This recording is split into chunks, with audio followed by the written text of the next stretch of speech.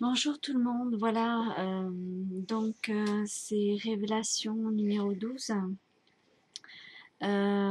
Finalement, c'est pas anodin au niveau du chiffre pour cette vidéo. Elle va être assez courte pour que je vous explique quelques informations, on va dire un peu plus approfondies pour vous aider donc à chacun. Ça va être au niveau des miracles de guérison.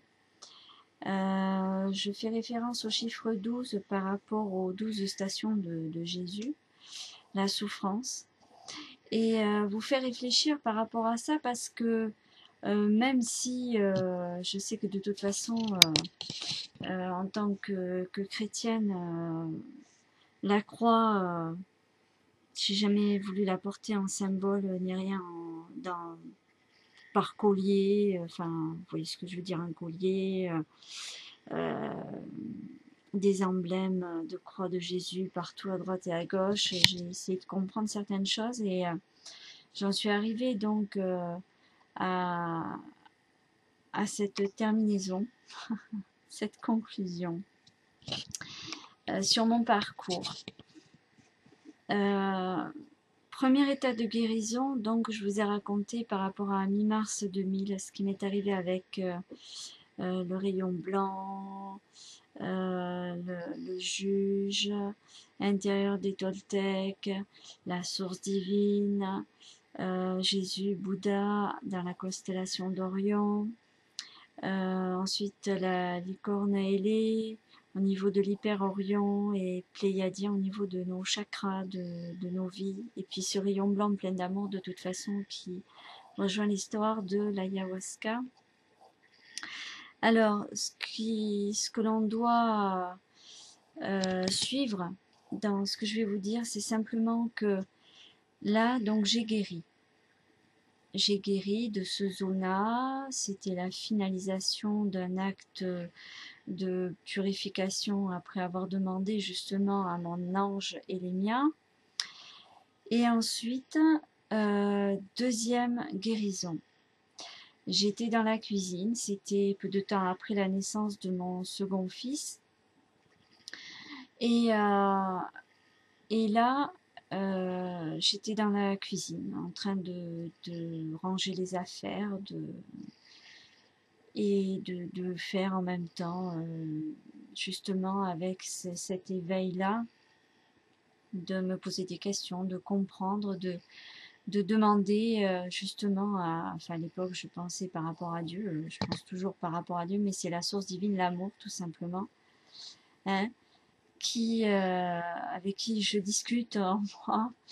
Et j'ai mon cœur qui a commencé à tirer, à lâcher.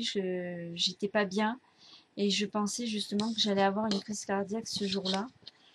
Et ce jour-là, qui était un jour d'été, eh bien, grâce à un geste donc d'un de mes camarades au collège en troisième, eh ben, comme il avait mis sa main sur mon sein gauche, donc au niveau du cœur, j'ai senti sa main et une chaleur intense, pleine d'amour, de respect de sa part. Ça a été comme un... C'est pas un flash, hein. C'est une guérison à distance. Et franchement, je m'y attendais pas et ça m'a sauvée aussi. Ça m'a sauvée. Autant j'ai mon père qui m'a fait autant avec les médicaments pour le zona, donc je reviens dessus, parce qu'aussi mon père, il a fait un geste par rapport au zona que j'avais. Et donc il y a deux sortes de guérison là. Donc, et le deuxième là, avec le geste de mon camarade, c'était pendant justement les répétitions. Pardon, j'ai un petit oiseau qui était en train de regarder ce que je faisais. Euh, donc, si vous voulez, ce geste-là, bon, ben, m'a sauvé parce que c'était vraiment plein d'amour, c'était plein de chaleur, de respect de ma personne. C'était ce geste paraissait vraiment déplacé, hein, ce jour-là à la chapelle.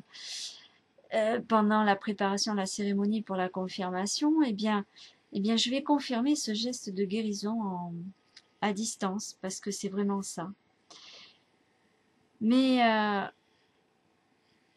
quand je continue dans le temps, donc je guéris une première fois, je guéris une deuxième fois, mais la troisième fois, qui est suite à ma fracture de dents de sagesse que j'explique dans mes autres vidéos, pour ceux qui savent, bon, mais pour ceux qui ne savent pas, voilà, j'étais en asthénie, pas loin de la crise cardiaque, mes dents étaient creuses, enfin c'était une horreur.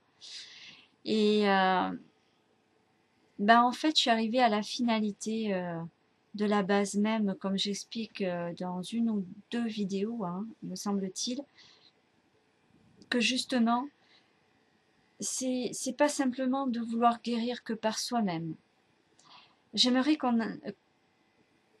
que les gens comprennent. Et ceux qui vont arriver à ma vidéo, donc ce n'est pas un hasard, c'est que ils vont trouver les réponses. J'aime ces états de guérison que l'on nous donne pour vivre, parce que c'est un acte d'amour aussi. Mais on n'est pas amour envers soi-même parce qu'on ne nous donne pas les vraies infos. La société est en décadence à cause de cette malnutrition. Franchement, la troisième guérison s'est faite sans l'aide de personne d'autre que moi-même, mais en prenant les devants. Je pense que de rester aussi positive, de rester vraiment dans ces actes d'amour et de respect envers la vie, m'a encore sauvée, puisque de toute façon j'ai rencontré une personne qui m'a permis d'avoir toutes ces informations et de les travailler, de comprendre, puisque étant assistante de vie, j'ai fait des cours de biologie un peu plus approfondis que celles que j'avais en cycle secondaire au lycée. Et donc, je me suis guérie moi-même, j'ai fait un acte d'amour envers moi-même. Je n'ai pas été égoïste envers mon prochain pour lui demander de l'aide ou autre sans même lui demander.